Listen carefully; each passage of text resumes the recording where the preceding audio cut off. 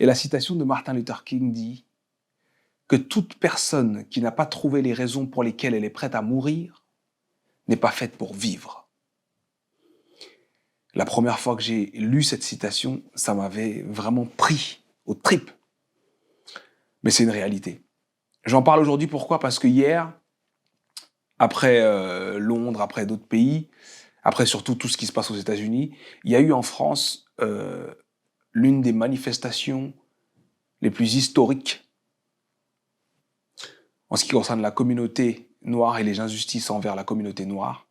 C'est vrai que c'est une manifestation qui est surtout une manifestation d'injustice, mais dans le cas d'espèce, c'est une manifestation d'injustice subie par la communauté noire. Pour ceux qui ne savent pas quelle est l'histoire d'Adama Traoré, pour ceux qui ne savent pas quelle est l'histoire d'Assa Traoré, je vous dis en deux mots, ce qui est arrivé aux États-Unis à George Floyd est arrivé en France à Adama Traoré il y a 4 ans. Et ça fait 4 ans que Assa Traoré, sa sœur, se bat pour obtenir la justice. Alors, oui, il y a des marches, oui, ça trouble l'ordre, j'ai vu tout un tas de choses, oui, c'est pas comme ça qu'on fait, on n'aurait pas dû faire comme ça, c'est pas la bonne façon de faire, ou oui, il y a le coronavirus, machin. Aux États-Unis, ils disent aussi ça. Hein. Aux États-Unis aussi, ils disent ouais, coronavirus, et pourquoi ils ont cassé les magasins, et pourquoi ci, et pourquoi ça. C'est important de ne pas rester dans ses bottes et de son point de vue quand on veut essayer de comprendre l'autre. Quand tu veux vraiment essayer de comprendre quelqu'un d'autre, faut que tu changes ton point de vue réellement, que tu te mettes dans ses pompes, tu vois. Si quelqu'un est au premier étage et que toi tu es au 27e étage, tu peux pas connaître la réalité du premier si tu descends pas au premier. Donc c'est important de mettre tout ça en perspective et comprendre que les policiers sont ceux qui sont censés faire respecter la loi, mais on parle de cas où les policiers sont les meurtriers.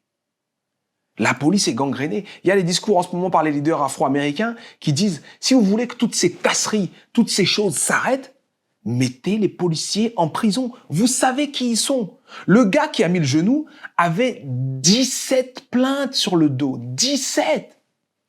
Quand tu regardes la vidéo qui est très douloureuse à voir, tu te rends compte qu'effectivement le gars dit « S'il vous plaît, s'il vous plaît, s'il vous plaît, s'il vous plaît » et qu'à un moment le policier trouve logique de lui dire « Eh ben, monte dans la voiture !»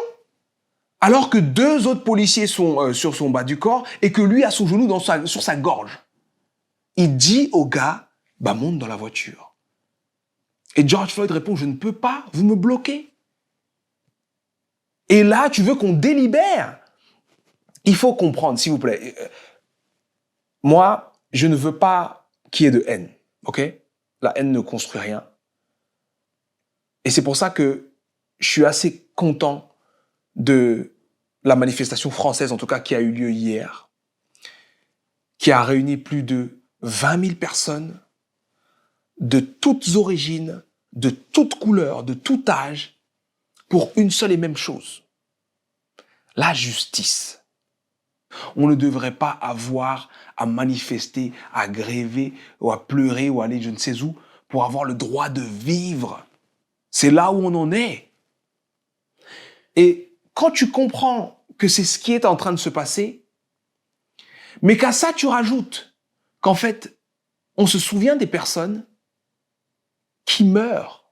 Mais l'injustice, c'est pas simplement quand quelqu'un meurt.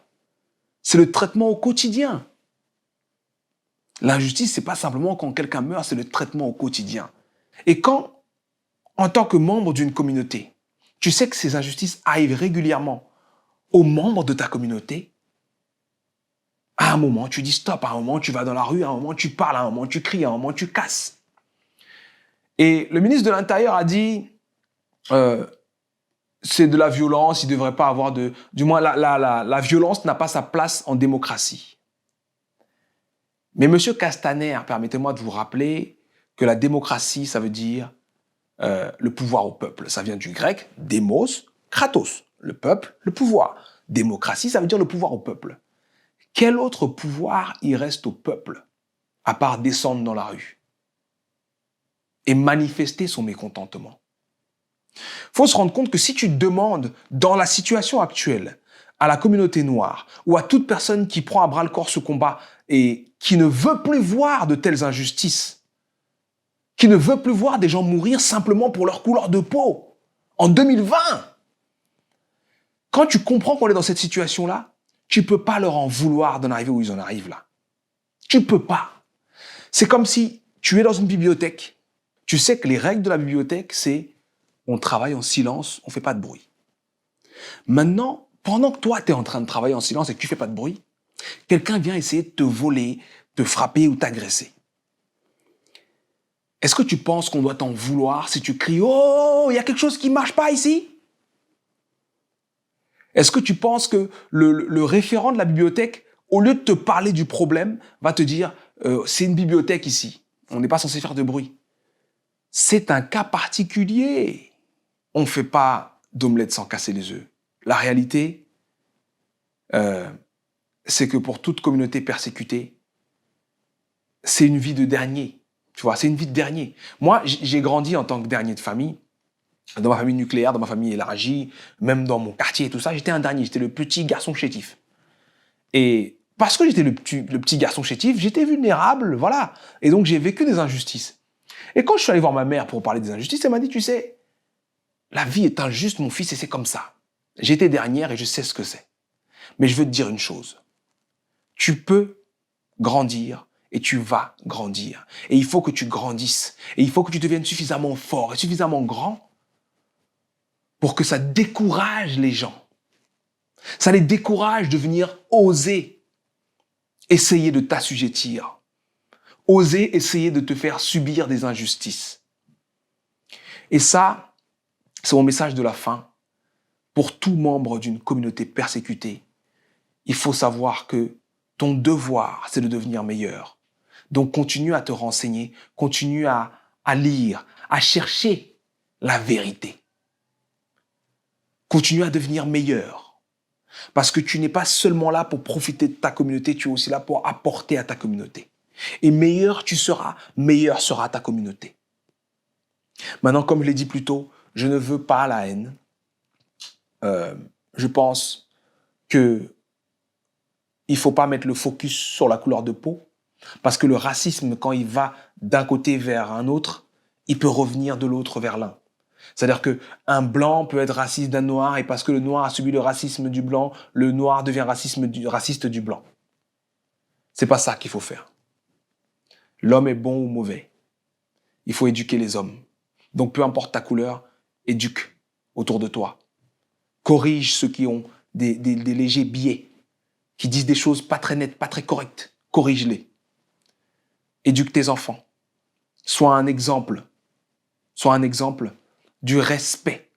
Parce qu'en fait, le racisme, ça se vit de différentes manières. Il y a le racisme du genre « je n'aime pas tel » ou le racisme du genre « je ne donnerai pas le respect à tel ».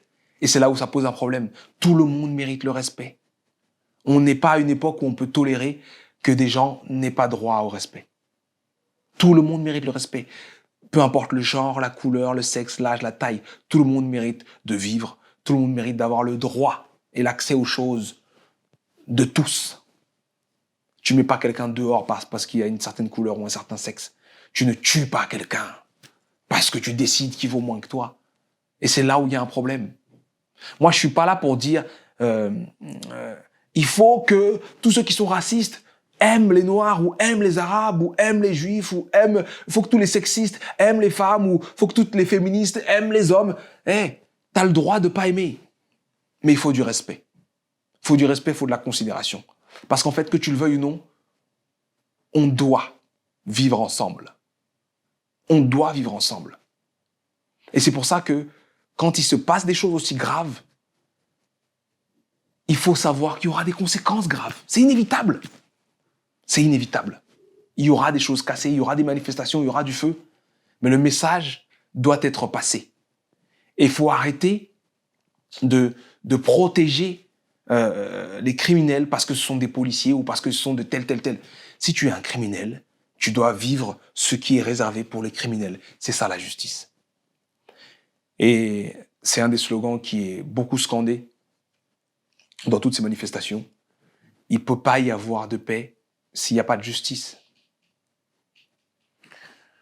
La justice, c'est juste, comme disent les leaders américains qui parlent de tout ça en ce moment, mettre les coupables en prison. Faut pas beaucoup plus que ça. Hein. Faut pas beaucoup plus que ça. Mettre les coupables en prison et en parler.